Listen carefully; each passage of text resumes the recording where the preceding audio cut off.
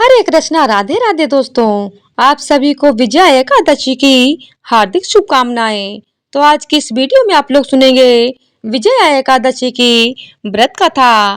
धर्मराज युधिष्ठिर बोले, हे जनार्दन, फाल्गुन मास के कृष्ण पक्ष की एकादशी का क्या नाम है तथा उसकी विधि क्या है? कृपा करके आप मुझे बताइए। श्री कृष्ण बोले, हे राजन, फाल्गुन मास के कृष्ण पक्ष की एकादशी का नाम विजया एकादशी है। इसके व्रत के प्रभाव से मनुष्य को विजय प्राप्त होती है। यह सब व्रतों में उत्तम व्रत है। इस विजया एकादशी के महात्म्य के श्रवण व पठन से समस्त पाप नाश हो जाते हैं। एक समय देव ऋषि नारद जी ने जगत पिता ब्रह्मा जी से कहा, महाराज, आप मुझसे फाल्गुन मास के कृष्ण पक्ष की एकादशी विधान कहिए। ब्रह्मा जी कहने लगे कि हे नारद, विजया एकादशी का व्रत पुराने तथा नए पापों को नाश करने वाला है। इस विजया एकादशी की विधि मैंने आज तक किसी से भी नहीं कही। यह समस्त मनुष्यों को विजय प्रदान करती है। त्रेता युग में मर्यादा पुरुषोत्तम श्री रामचंद्र जी को जब 14 वर्ष का वनवास हो गया, तब वे श्री लक्ष्मण तथा सीता जी सहित पंचवटी में निवास करने लगे। वहां पर दुष्ट रावण ने जब सीता जी का हरण किया, तब इस समाचार से श्री रामचंद्र जी तथा लक्ष्मण अत्यंत व्याकुल हुए और सीता जी की खोज में चल दिए। घूमते घूमते जब वे मरणासन जटायु के पास पहुंचे, तो जटायु उन्हें सीता जी का वृत्तांत सुनाकर स्वर्ग लोक चला गया। कुछ आगे जाकर उनकी सुग्रीव से मित्रता हुई और बाली का वध किया। हनुमान जी ने लंका में जाकर सीता जी का पता लगाया और उनसे श्री रामचंद्र जी और सुग्रीव की मित्रता का वर्णन किया। वहां से लौटकर हनुमान जी ने भगवान राम के पास आकर सब समाचार कहे। श्री रामचंद्र जी ने वानर सेना सहित सुग्रीव की संपत्ति से लंका को प्रस्थान किया। जब श्री रामचंद्र जी समुद्र के किनारे पहुंचे, तब उन्होंने मगरमच्छ आदि से युक्त उस अगाध समुद्र को देखकर लक्ष्मण जी से कहा कि इस समुद्र को हम किस प्रकार से पार करेंगे? श्री लक्ष्मण ने कहा, हे पुराण पुरुषोत्तम, आप आदि पुरुष हैं, सब कुछ जानते हैं। यहाँ से आधा योजन दूर पर कुमारी द्वीप में वकदालभ्य नाम के मुनि रहते हैं। उन्होंने अनेक ब्रह्मा देखे हैं। आप उनके पास जाकर इसका उपाय पूछिए। लक्ष्मण जी के इस प्रकार के वचन सुनकर श्री रामचंद्र जी वकदालभ ऋषि के पास गए और उनको प्रणाम करके बैठ गए। मुनि ने भी उनको मनुष्य रूप धारण किए हुए पुराण पुरुषोत्तम समझकर उनसे पूछा कि हे राम, आपका आना कैसे हुआ? रामचंद्र जी कहने लगे कि हे ऋषि, मैं अपनी सेना सहित यहाँ आया हूँ और राक्षसों को जीतने के लिए लंका जा रहा हूँ। आप कृपा करके समुद्र पार करने का कोई उपाय बतलाइए। मैं इसी कारण आपके पास आया हूँ। वकदालभ ऋषि बोले कि हे राम, फाल्गुन मास के कृष्ण पक्ष की एकादशी का उत्तम व्रत करने से निश्चय ही आपकी विजय होगी।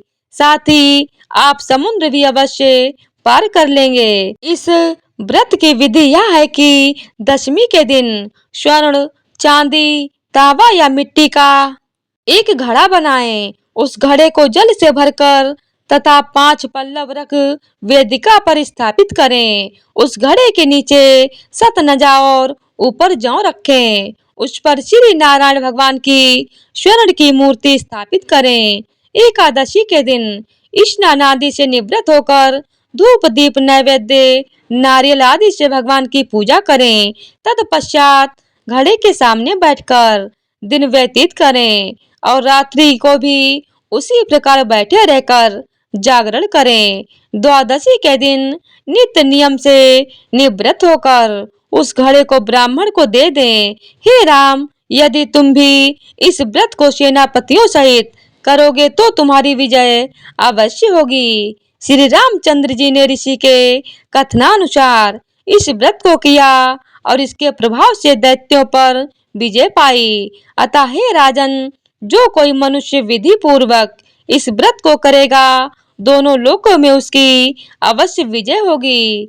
श्री ब्रह्मा जी ने नारद जी से कहा था कि हे पुत्र, जो कोई इस व्रत के महात्म्य को पढ़ता या सुनता है, उसको वाजपेय यज्ञ का फल प्राप्त होता है।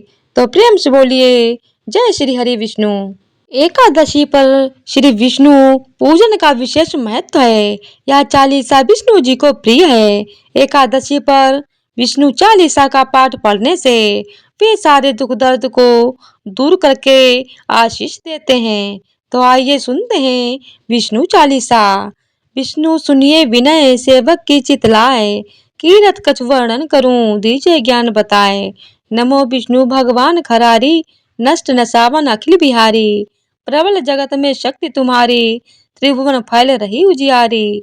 सुंदर रूप मनोहर सूरत, सरल स्वभाव मोहिनी मूरत। तन पर पीताम्बर अति सोहत, वैजयंती माला मन मोहत।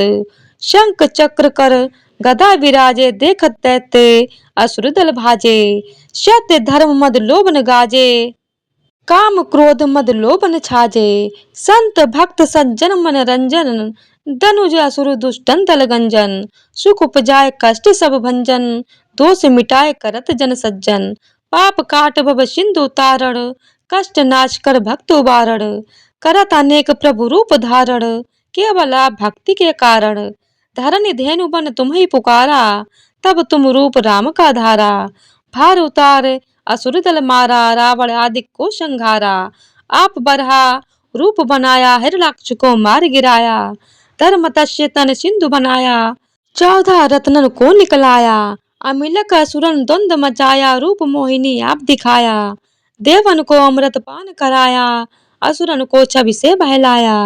कूर्म रूप धर सिंधु मजाया, मंद्रांचल गिरि तुरत उठाया। शंकर का तुम फंद छुड़ाया, भस्मासुर को रूप दिखाया। वेदन को जब असुर डुबाया, कर प्रबंध उन्हें ढूंढवाया। मोहित बनकर खलही नचाया, उसही कर से भस्म कराया। असुर जलंधर अति बलदाई, शंकर से उनकी लड़ाई।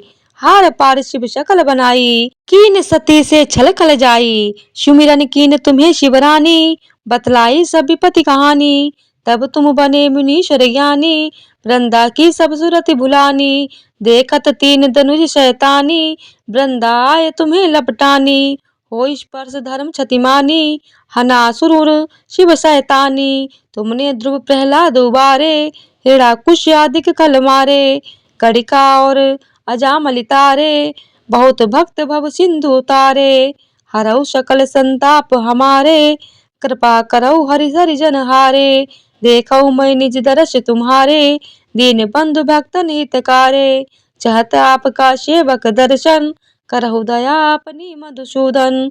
जानू नहीं योग्य जप पूजन, होय यज्ञ स्तुति अनुमोदन। शील दया संतोष सुलक्षण, विदित नहीं व्रत बोध विलक्षण।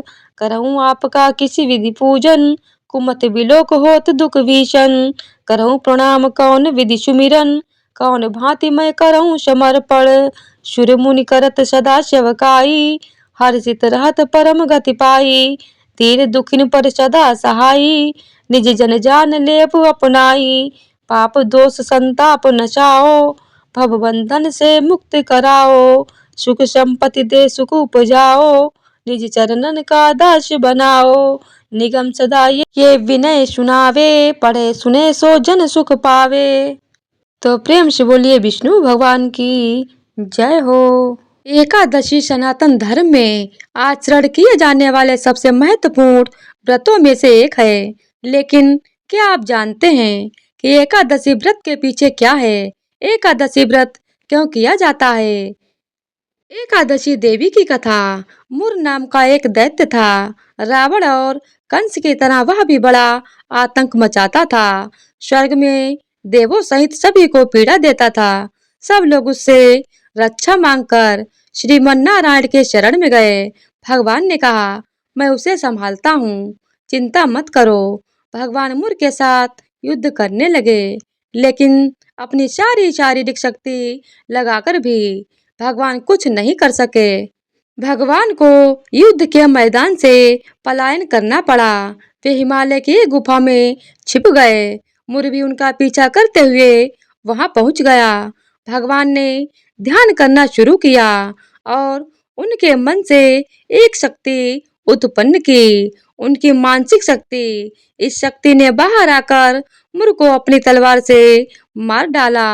हम जानते हैं कि शरीर में 10 इंद्रियां हैं, 5 ज्ञानेंद्रियां और 5 कर्मेंद्रिय है। 11वीं इंद्रिय है मन। संस्कृत में एकादशी का अर्थ है 11।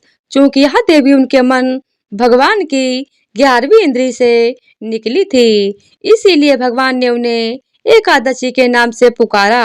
एकादशी माता की उत्पत्ति का दिन उनके नाम से ही जाना जाने लगा। माता एकादशी के अंतिम चरण के दौरान उत्पन्न हुई थी। इसे जयंती कहते हैं और उन्होंने द्वादशी के पहले चरण के दौरान दैत्य को मार डाला था। इसे स्मृति कहते हैं। एकादशी के दिन भोजन क्यों नहीं करना चाहिए? भगवान ने घोषणा की कि एकादशी के दौरान देवी के समान कार्य के कारण पूरे जगत में कोई भी पाप नहीं रहेगा। लेकिन पाप तो पहले से ही है। जब उसने यह सुना, पाप पुरुष आश्रय की तलाश में इधर उधर भागने लगा। एकादशी के दौरान वह कहाँ रहेगा? वह जहाँ भी गया सभी ने उसे आश्रय देने से इनकार कर दिया। अंत में अन्न भोजन एकादशी के दौरान उसे आश्रय देने के लिए सहमत हुआ। तो एकादशी के दौरान सभी पाप भोजन में आश्रय लेते हैं। जो कोई एकादशी के दौरान भोजन करता है, ये पाप उस व्यक्ति के शरीर में प्रवेश करता है और रोग समस्या हानि परेशानी इत्यादि बन जाता है। एकादशी देवी को विष्णु कन्या भी कहा जाता है क्योंकि वह भगवान की मानस पुत्री हैं। उनकी मूर्ति पूरी जगन्नाथ मंदिर और द्वारिका धाम में है। भगवान के धर्म की रक्षा के लिए जितने भी अवतार हैं वे सभी एकादशी के दिन ही हुए हैं। इसीलिए यह इतना पवित्र दिन है। राजा धर्म कीर्ति की कथा। गालव मुनि का भद्रशील नाम का एक पुत्र था। भद्रशील ने छोटी उम्र से ही एकादशी व्रत का पालन करना शुरू कर दिया। मुनि ने उन्हें ऐसा करने के लिए कभी नहीं कहा था। एक बार मुनि ने भद्रशील से पूछा कि उन्हें इस व्रत को करने के लिए किसने कहा है? भद्रशील ने कहा कि मैं कई जन्मों से एकादशी व्रत करता आ रहा हूँ। आमतौर पर किसी को भी पिछला जन्म याद नहीं रहता। जब तक आप माँ के गर्भ में होंगे तब तक आपको अपने पिछले जन्मों की याद रहेगी, लेकिन जन्म से ठीक पहले यह स्मृति मिट जाती है। लेकिन भद्रशील को अपने पिछले जन्म की याद उस समय भी थी। यह एकादशी व्रत की शक्ति थी जिसका वे पालन करते थे। वे एक पूर्व जन्म में धर्मकीर्ति नामक राजा थे। धर्मकीर्ति बहुत क्रूर था। उसे कोई पसंद नहीं करता था। ऐसा कोई पाप नहीं था जो उसने नहीं किया हो। एक बार वह अपने सैनिकों के साथ शिकार खेलने गया। उसने एक हिरण को देखा और अपने सैनिकों को उस हिरण को चारों ओर से घेरने के लिए बोल दिया। राजा ने कहा कि जो भी हिरण को भागने देगा उसका पूरा परिवार मार डाला जाएगा। हिरण ने यह सुना और सोचा, बेचारे सैनिक, मैं उनमें से किसी को भी कुछ होने नहीं दूंगा। हिरण राजा के पास से निकल भागा। राजा ने हिरण का पीछा किया। सूर्यास्त होते राजा एक घने जंगल के अंदर फंस गया। हिरण कहीं दिखाई नहीं दे रहा था। राजा ने एक पेड़ के नीचे रात बिताई। उसने दिन भर में कुछ भी नहीं खाया था। उसे चारों ओर से खतरनाक जानवरों के कुर्राने की आवाज सुनाई दे रही थी। वह सो नहीं सका। राजा ने डर से श्री हरि परमात्मा से प्रार्थना करना शुरू कर दिया। फिर सुबह होते ही उसकी मृत्यु हो गई। यमदूत आए और उसे यमराज के पास ले गए। यमराज ने पूछा, तुम लोग इन्हें यहाँ क्यों लाए हो? इनका स्थान बैकुंठ में भगवान महाविष्णु के बगल में है। लेकिन राजन, यह तो महापापी है। नहीं, वह सब चला गया है। ये अपवित्र है। जिस दिन उनकी मृत्यु हुई वह एकादशी थी। उन्होंने दिन भर उपवास किया और रात में जागते हुए श्री हरि का स्मरण किया। उनके सारे पाप दूर हो गए, वे पवित्र हो गए। यमराज ने स्वयं एक स्वर्ण रथ बुलवाया और राजा को बैकुंठ भेज दिया। जब लोगों को इस बारे में पृथ्वी पर पता चला तो वे सभी एकादशी का पालन करने के लिए और अधिक उत्साहित हो गए। क्या आपको सभी एकादशियों का पालन करना चाहिए?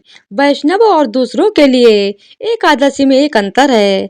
वैष्णव सभी एकादशियों का पालन करते हैं, लेकिन अन्य लोग, अगर वे शादीशुदा हैं और उनके बच्चे हैं, तब उन्हें देवशयनी एकादशी और देवोत्थान एकादशी के बीच वाली कृष्ण पक्ष एकादशियों का ही पालन करना चाहिए। तो प्रेम से बोलिए विष्णु भगवान की जय हो।